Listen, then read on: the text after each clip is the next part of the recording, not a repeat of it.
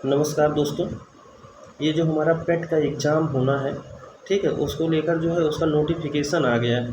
ठीक है, तो उत्तर प्रदेश, ठीक है, अधीनस्थ सेवा चयन आयोग लखनऊ, ठीक है, यहाँ से जो है इसका नोटिफिकेशन जारी किया गया है।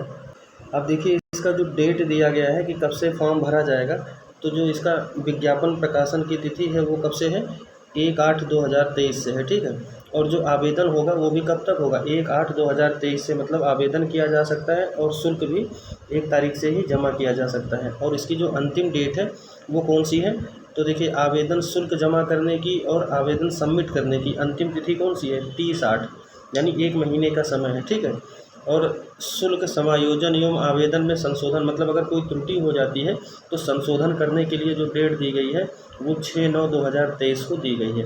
तो जो प्रारंभ होगा वो 1/8 से होगा, ठीक है, और अंतिम है 30/8, और अगर संशोधन करना है तो 6/9/2023। उसके बाद में फिर देख लीजिए इसमें दिया वही है कि अंतिम तिथि और ये सब इस ब्रैकेट में, मतलब इस पूरे इसमें दिया हुआ है।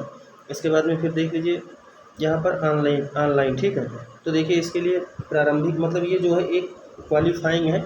अगर आप इसको पास रहते हैं तो आप जो पीईटी, जब आपका स्कोर जिस हिसाब से होता है तो जो यूपी के माध्यम से वैकेंसी आती है उसमें जो है आप फॉर्म भरने के लिए एलिजिबल हो जाते हैं। मतलब ये एक जो है समझ लीजिए प्रीलिम एग्ज़ाम की तरह है। ठीक है, और जो इसकी वैधता होती है वो 1 साल होती है। कितने साल होती है, 1 साल। ये देखिए 1 साल के लिए वैध होता है। ठीक है, इसके बाद में फिर देख लेते हैं इसमें, ठीक है, आयोग में परिधि में आने वाले पद, देखिए जितने पद समूह ग के हैं वो सभी होते हैं। ठीक है, समूह ग के सारे पद। ठीक है, इसके बाद में और देख लेते हैं, इसमें जो महत्वपूर्ण है वो हम देख लेते हैं। यहाँ पर आवेदन शुल्क दिया हुआ है। अब देखिए जो सामान्य वर्ग है यानी आरक्षित, उनके लिए कितना है, 185 रुपये है। ओबीसी के लिए भी कितना है, 185 रुपये। ठीक है, उसके बाद में अनुसूचित जाति के लिए कितना है, तो 95। ठीक है, मतलब एससी और एसटी दोनों के लिए 95 है, और जो दिव्यांग लोग हैं उनके लिए 25 रुपये हैं। ठीक है, तो ये जो फीस के संबंध में था उसको हमने बता दिया। देखिए इसके लिए अर्हता क्या होनी चाहिए, तो देखिए हाई स्कूल पास होना ज़रूरी है, कम से कम हाई स्कूल पास हो।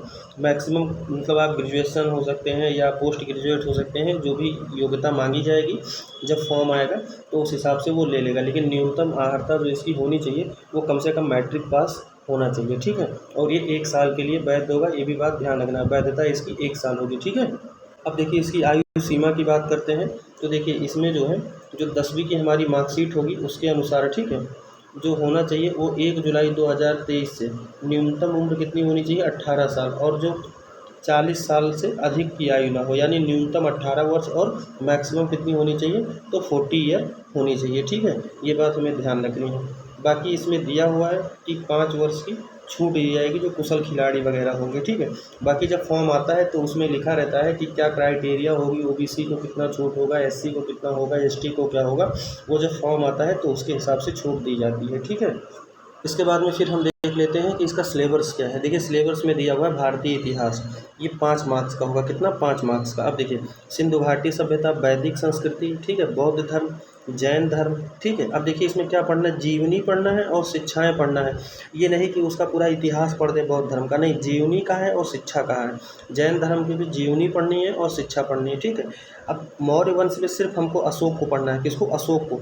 ये नहीं कि हम चंद्रगुप्त मौर्य, बिंदुसार, ठीक है, सबको पढ़ने लगे, नहीं, सिर्फ हमको अशोक को पढ़ना है। ठीक है, गुप्त वंश में हमको समुद्रगुप्त को पढ़ना है और चंद्रगुप्त द्वितीय को पढ़ना है।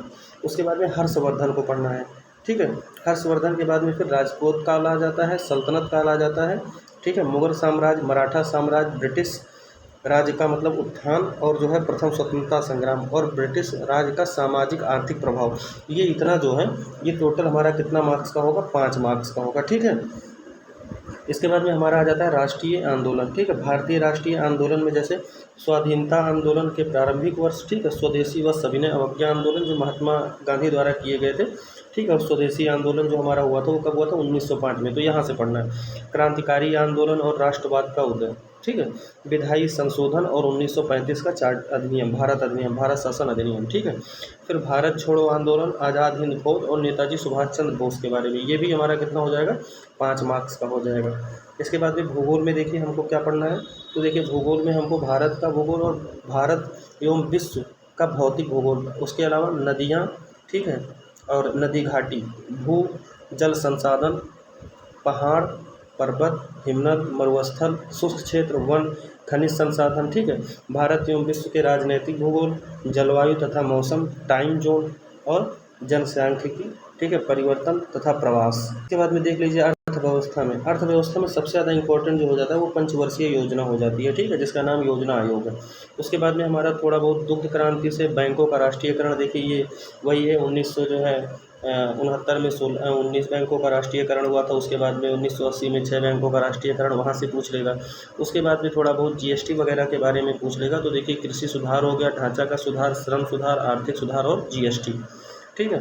इसके बाद में भारतीय संविधान में देखिए क्या इंपॉर्टेंट है, तो देखिए भारतीय संविधान में क्या पूछ लेगा, भारतीय संविधान विशेषताएं, नीति निर्देशक तत्व भाग 4, मौलिक अधिकार भाग 3, ठीक है, और मौलिक कर्तव्य भाग 4, एक संसदीय प्रणाली हो गई आपकी, ठीक है। इसके अलावा संघीय प्रणाली, ठीक है, संघ एवं केंद्र शासित प्रदेश, केंद्र राज्य संबंध, न्यायिक ढांचा, सर्वोच्च न्यायालय और उच्च न्यायालय। इसके अलावा स्थानीय स्वशासन जो हो जाता है, बलवंत राय मेहता समिति सिफारिश और जिला प्रशासन।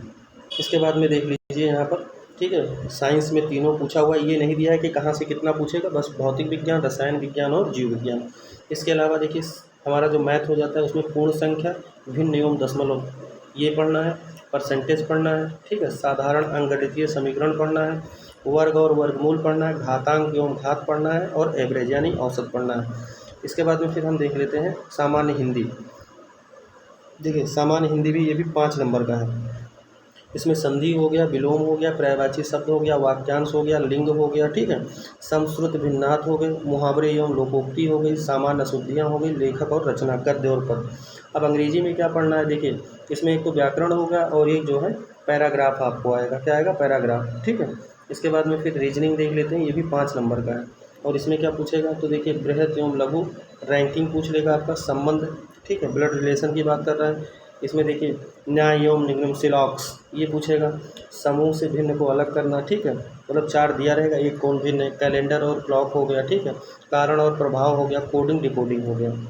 अब देख लेते हैं समसामयिकी, इसमें भारत और विश्व से रिलेटेड करंट अफेयर्स पूछा जाएगा, ये हमारा 10 नंबर का होगा। देखिए इसमें कितने नंबर का है, ये 10 नंबर का है और रीजनिंग हमारी कितने नंबर की है, 5 नंबर की है, ठीक है। इसके बाद में सामान्य जागरूकता, ये स्टैटिक जीके के अंतर्गत आता है, किसके, स्टैटिक, भारत के पड़ोसी देश हो गया, देश राजधानी मुद्रा हो गया, ठीक है, केंद्र शासित प्रदेश हो गया।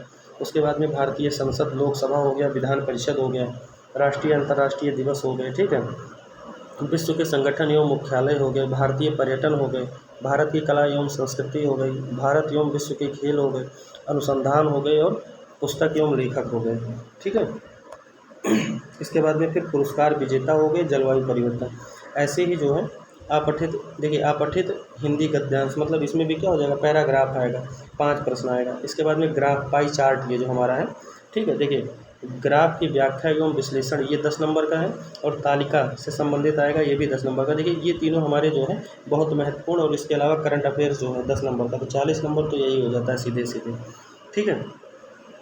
तो इतना बात हमें ध्यान रखना है, ठीक है। और जो है ये देख लीजिए यहाँ पर नेगेटिव मार्किंग कितना है, तो 1/4 है, कितना है, 1/4 है, ये बात ध्यान रखना, कितना है, 1/4, ठीक है, 1/4 है।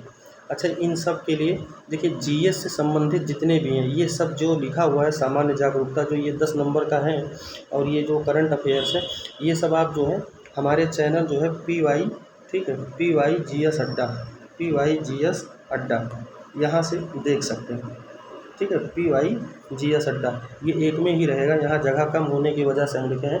आप यहाँ से जाकर प्लेलिस्ट में सब कुछ देख सकते हैं, ठीक है, हमारे वहाँ दिया हुआ है, आप वहाँ से हिस्ट्री और स्टैटिक जीके से रिलेटेड जितने भी हैं सब कुछ दिया हुआ है, और हम इस समय वीडियो बना भी रहे हैं, इसी पर काम कर रहे हैं, ठीक है। तो इसको आप लोग देखिए और जो है समझते रहिए, और MCQ भी हम करवाएंगे तो उसको भी आप लोग देखिएगा, ठीक है। बहुत बहुत धन्यवाद, नमस्कार।